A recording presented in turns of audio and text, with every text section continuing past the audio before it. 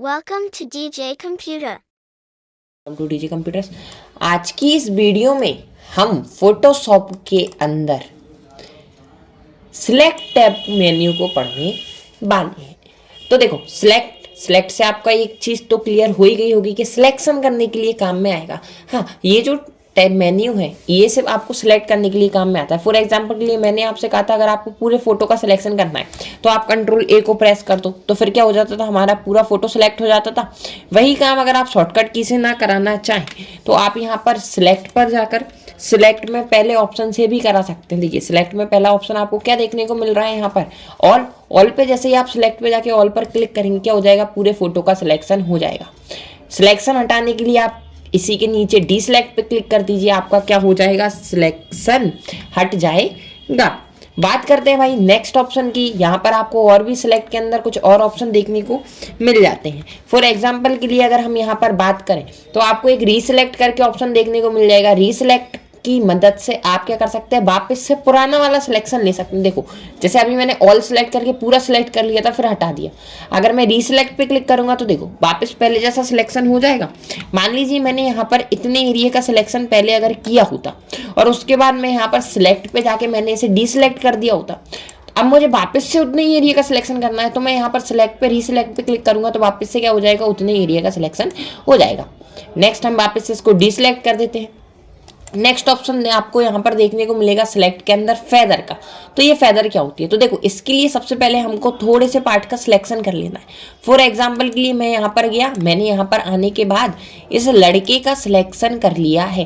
मान लीजिए चलिए मैंने मैग्नेटिक पॉलीगोनल लेसो टूल की मदद से कुछ एरिया का सिलेक्शन कर लिया। मैंने इतने एरिया का सिलेक्शन कर लिया है। इतने एरिया का सिलेक्शन करने के बाद मैं यहाँ पर सिलेक्ट पे जाऊँगा। सिलेक्ट पे जाने के बाद देखो क्या लिखा हुआ है, फेदर लिखा हुआ है।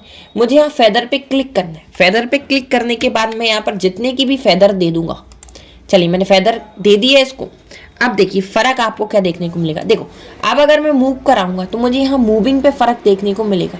देखो यहाँ पे जरा बारीकी से अगर आप देखेंगे, चलिए एक बार मैं कंट्रोल डी करके F12 को प्रेस कर देता हूँ ताकि मेरा फोटो पहले जैसा वापस हो जाए।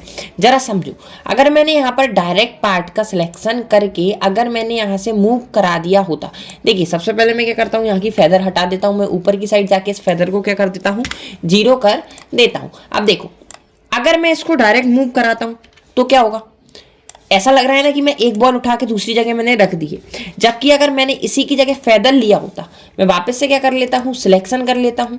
सिलेक्शन करने के बाद मैं क्या करता हूँ, यहाँ पर सिलेक्ट पे आता हूँ और यहाँ पर फेदर के ऑप्शन पे क्लिक करता हूँ और मैं यहाँ पर दे देता हूँ 15px की, मैंने क्या दे दी है, फेदर दे दी है। अब अगर मैं इसको मूव कराऊंगा तो जरा देखना हल्का सा आपको फर्क देखने को मिलेगा। जरा देखिए साइड में, थोड़ा सा मैं जूम करके आपको बता देता हूँ। यहाँ पर देखिए जरा ध्यान से बारीकी से अगर आप देख पा रहे हो तो ये जो फेदर है इसके साइड में बिल्कुल पर्टिकुलर लाइन से ऐसा लग रहा है कि हाँ फोटो एक के ऊपर एक रखा गया है। जबकि यहाँ पर थोड़ा सा क्या होता जा रहा है, मिक्सिंग अप होता जा रहा है। इसकी मदद से हम क्या कर सकते हैं, फेदर की मदद से हम फोटो को अरेंज करा सकते हैं। जब भी हम किसी फोटो में पिक्चर को चेंज करेंगे, मान लीजिए एक जने की जगह दूसरे की अगर हम फेस लगाएंगे तब हम इस ऑप्शन का यूज करते हैं। F12 को प्रेस करते हैं, वापस जाते हैं सिलेक्ट पे। सिलेक्ट पे जाने के बाद नेक्स्ट ऑप्शन है मॉडिफाई का। अगर आपने पार्ट का सिलेक्शन कर रखा है ऑलरेडी, उसके बाद आप सिलेक्ट पे जाके मॉडिफाई करते हैं। यानी कि मॉडिफाई के अंदर आपको कुछ और ऑप्शन देखने को मिल जाएंगे। जैसे आप कॉन्ट्रास्ट को बढ़ाना चाहते हो, उतने एरिया के एक्सपांड करना चाहते हैं, बॉर्डर लगाना चाहते हैं, तो आप इस पर क्लिक करेंगे। बॉर्डर पे क्लिक करने के बाद आपको यहाँ पर लिख देना है जितने ही पिक्सल, जितनी ही मोटी आप बॉर्डर देना चाहते हो और ओके पे क्लिक कर देना है। देखना आप जरा ध्यान से, अब मैं डिलीट बटन को प्रेस कर देता हूँ। सबसे पहले किस बटन को प्रेस कर दिया मैंने, डिलीट। उसके बाद मैं कंट्रोल डी कर देता हूँ। देखो क्या हुआ, उतने एरिया में कलर आ गया है।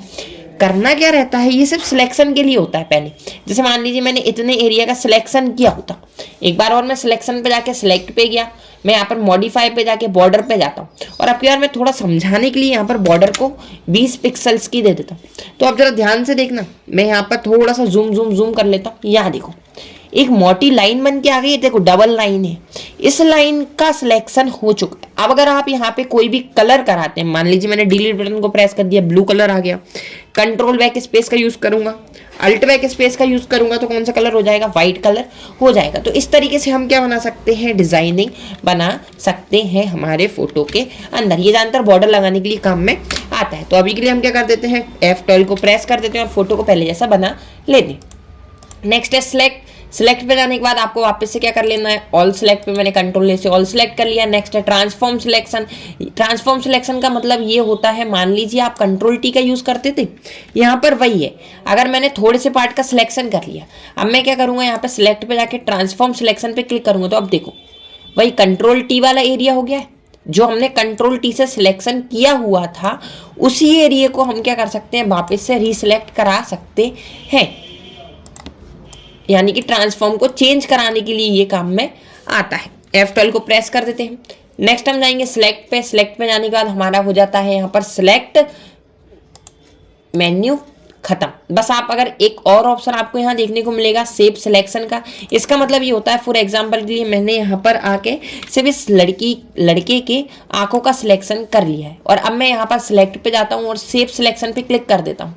तो यहाँ पर ये क्या करेगा, उतने ही एरिया को सेव करके रख लेगा।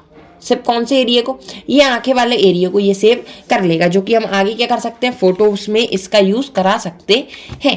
Thank you for watching. Next video में हम फिल्टर्स को पढ़ेंगे। फिल्टर भी ज़्यादा डिफिकल्ट नहीं है, फिल्टर में बस ज़्यादातर आपको फिल्टर ही देखने को पड़ेंगे। मेनली हम यहाँ पर एक्सट्रैक्ट, लिक्विफायर और पैटर्न कैसे बनाते हैं ये सीखने को हमको मिल जाएगा। जल्दी हम फोटोशॉप को ख़त्म कर देंगे। Thank you for watching this video. If you enjoyed it, please hit the like button and the bell notification icon.